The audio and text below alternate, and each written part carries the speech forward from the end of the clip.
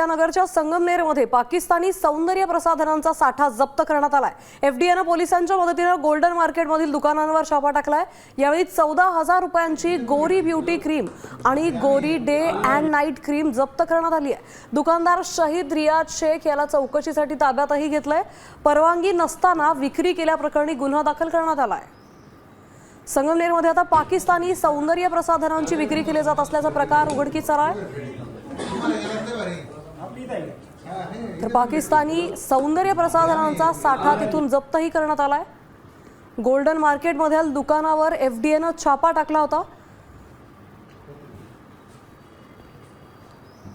संगमनेरमधल्या अहिल्यानगर आपल्यासोबत आपले प्रतिनिधी सचिन वनसोडे आहेत। सचिन, नेमका काय प्रकार आहे, काय कारवाई करण्यात आली आहे? निश्चित बघितलं तर एफडीएच्या माध्यमातून जे आहे ते राज्यभरात कारवाई सध्या सुरू आहेत।